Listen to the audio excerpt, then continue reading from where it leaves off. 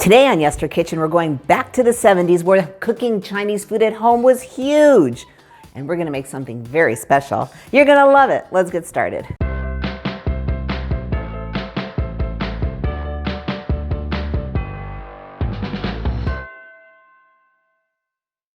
Hey everyone, I'm Jill and this is Yester Kitchen. If you're new here, welcome. It would be an honor to have you join us as we explore retro history through food. Okay, so today we are going back to the 70s again. I know it's my favorite decade, but today we are making shrimp toast. I kid you not, back in the 70s, cooking Chinese food at home was very popular. It was extremely exotic in the 50s because it was very new. And if you don't know how Chinese food came to America and what dishes are Chinese and what dishes are not, I got a couple of videos for you where I explained all the history. But today we're all gonna just go right into home parties, frying Chinese like wontons, shrimp toast, which we're gonna be doing, or just making Chinese food at home was all the rage. It's just fits so well for parties. It was the perfect finger food. I know on other videos, I talked about where Chinese food came from, how it came to America, how it was kind of morphed, how dishes aren't exactly Chinese. A lot of them are American. Shrimp toast is actually Chinese. It was a dim sum, which means, little appetizers, and they were extremely popular and they came over here. Chinese restaurants started to make them, and then the home cook started to make them, and everyone fell in love. So this was all like impress your guests cooking, and everyone did it, and it was spectacular. So we're gonna once again go back to SOS in the kitchen. I absolutely love this cookbook, and if you missed the first dish I made from here, I'll put that one right there too. So from this little book from 1976, I would like to thank Lorraine Oy Ing Witt for submitting the recipe. Just your average home cook, just like so many across America, creating these fabulous books that are just golden. And so she put in the recipe for shrimp toast, and it's amazing. And we're gonna make it right now. So we're gonna start with a new, it's new, happy little mixing bowl. Would you look at this? This is gorgeous. Straight out of the 70s, I am absolutely in love. So we are gonna start with this beautiful, very happy little mixing bowl. Okay, so the first thing we're gonna do is we have a pound of shrimp. You want raw shrimp, you wanna get the veins out, you wanna get the tail off, and you wanna chop it fine. Super, it's almost a paste, but not quite. So what I did is I put it in my food processor. First, I put all the shrimp in, and what you want to do is you want to pulse it. You do not want to turn it on because it will become paste in no time. So you just kind of pulse, and it kind of looks like that. And so it's just, a little bit of texture, but you're spreading it on toast, so you definitely want as fine as possible. Okay, into our happy, now our mixing bowl is extraordinarily happy. Look at that. And before I go any further, you want to take 8 slices of white bread, cut the crusts off, and cut them in 4s, just little quarters, just these cute little toasts, just like that. And you were gonna put them aside and save them for later. Okay, back to our little shrimpies. And now we're gonna add a 1/2 cup of finely chopped water chestnuts. And in they go.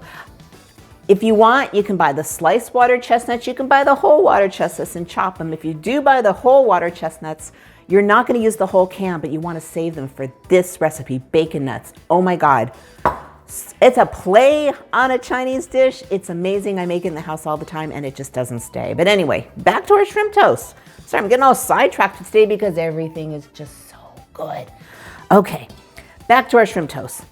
Next, we are gonna add 1 green onion, and you want that chopped super fine too. Really, like any vegetable or meat you have in this dish, you want chopped fine. It's just gonna work a whole lot better. Now, I have 1 teaspoon of cilantro. Guess what? Chopped fine. Cilantro is a love it or hate it thing. If you are on the hate it side, just leave it out. You're just not gonna like the dish because, cilantro does have an aggressive flavor. Now we're gonna add a tablespoon of dry sherry. Sherry in dishes were huge in the 70s, and I absolutely still adore it today. Now we've got a teaspoon of cornstarch, and that's gonna kind of be your binder. Get out there, cornstarch. I want all of you in the bowl.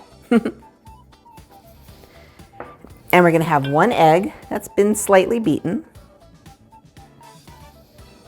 And then come our spices. We have a 1/2 teaspoon of salt, a half a teaspoon of garlic salt, and a quarter teaspoon of pepper. And in they go. All right, now we're just gonna mix this happy little mix around. Make sure, especially your cornstarch, you just wanna make sure absolutely everything is evenly distributed. Now I will tell you, when you're cooking Chinese at home, you wanna have all your ingredients chopped, measured, whatever you need to do in advance. You don't wanna start chopping while you're putting things together. It's just so much easier that way. It's actually called mise en place, and it means kind of like preparing all your ingredients and getting them all together. Chinese food usually has several flavors going on, and so you really wanna chop everything and just clean it and measure it and whatever you need to do all up front. It will make your life so much easier. Then it just comes together. Look at this, okay. I am just loving, I'm feeling the 1970s vibes right now. Okay, now let's talk about oil. Because yes, shrimp toast is a fried food and it's so good. Now, of course you don't eat it every day, but you know, once a month, you gotta try something from Retro. It's just, just so good. I have a very large skillet, and I have a large skillet for the same reason we did our blueberry donuts. You want a big surface when you're frying. So the recipe calls for 4 to 6 cups of oil. You can use canola, you can use vegetable, you can use peanut. Those are all great oils for frying. How you'll know is I have a very large skillet, and you want that because you want a lot of surface space so your little shrimp toasties don't crowd, kind of like when we did our blueberry donuts. Remember that? So you kind of want maybe an inch of oil. So depending on the size of your skillet is how much oil you'll need. I have my handy dandy candy thermometer because you want it to be 375 degrees. If you don't have a handy dandy candy thermometer, just go ahead and put like one tiny piece of bread in there. And if it really starts sizzling and cooking away, you know you're golden. So our oil isn't heated up quite yet, so I'm gonna get this out of the way. And when you move oil, you wanna move it super carefully so nothing splashes out. And I'm gonna bring in a cute little plate, and we're just gonna start putting our shrimp toast together.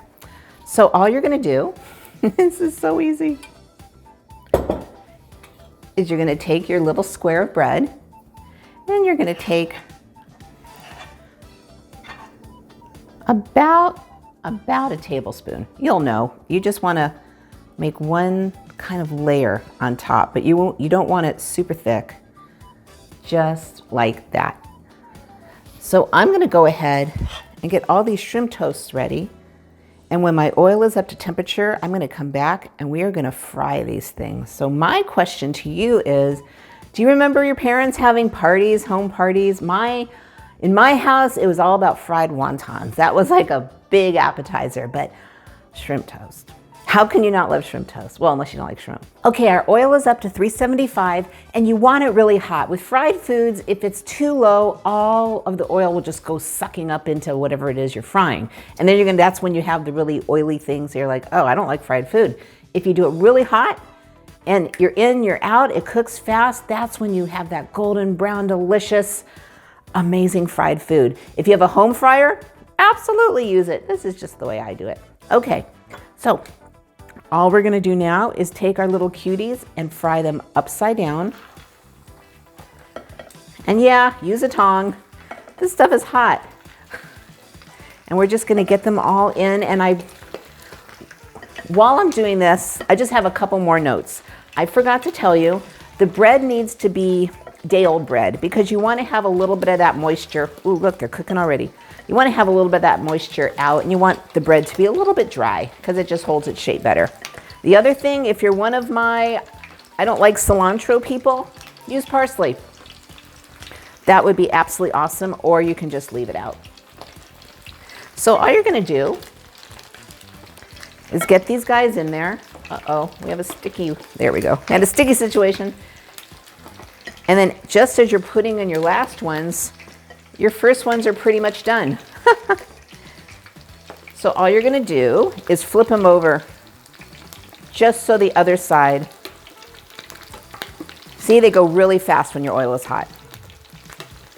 And oh God, guys, this is so 1970s. I mean, you would go into any Chinese restaurant, you probably still can now and order shrimp toast, but making it at home is just easy, as you can see, spectacular.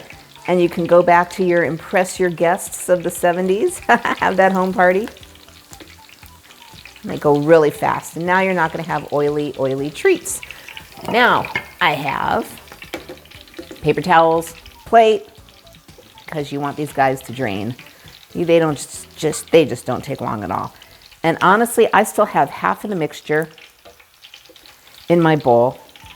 And after you make a batch, you want to wait a few minutes because you want the oil to get back up to temperature, or else you're going to have that same thing where you have cold oil and it's all getting inside of the dish instead of just staying outside and staying crispy. So I'm going to finish doing this and I'll be right back. So they're all out. You want to see them? Look how cute they are. Oh my goodness, they're so good.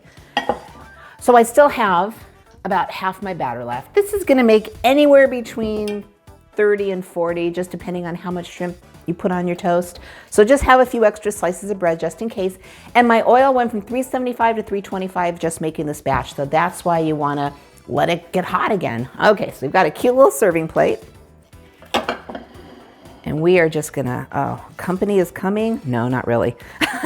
But my son is home from college and he's gonna love these. And it just makes me so happy to cook for him. So how does that look? Ready to serve guests? Now, you wanna serve these guys immediately. Well, let them cool off for a minute so your guests don't burn their mouths. But you wanna serve them pretty darn quick. If you don't wanna serve them immediately, they will stay in a warm oven, which is about 250 to 300 degrees, with the door slightly ajar. And that way they're not gonna get all mushy, and but they'll really only last in there for about a half hour. So up to you. But here, oh, look at these. Here are our shrimp toast. Now we are a nation of dippers and these shrimp toast will go amazing. Remember those spinach pom-poms I made a few weeks ago? The spicy mustard dip I made with it?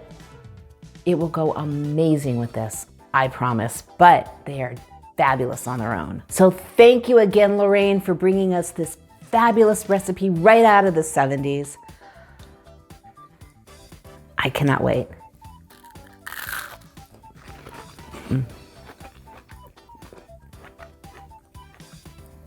These are so good.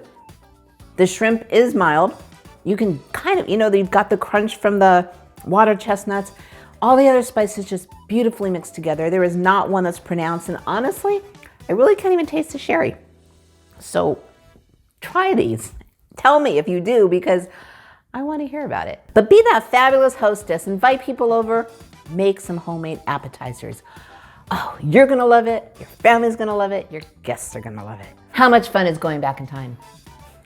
If you would like to explore more dishes from your childhood or just the past, I invite you to subscribe. I release new videos every Tuesday and Friday. In the meantime, there's some more retro dishes for you. And remember, every dish, even old school shrimp toast, oh, that you can make at home, has a story. I'll see you in the next video.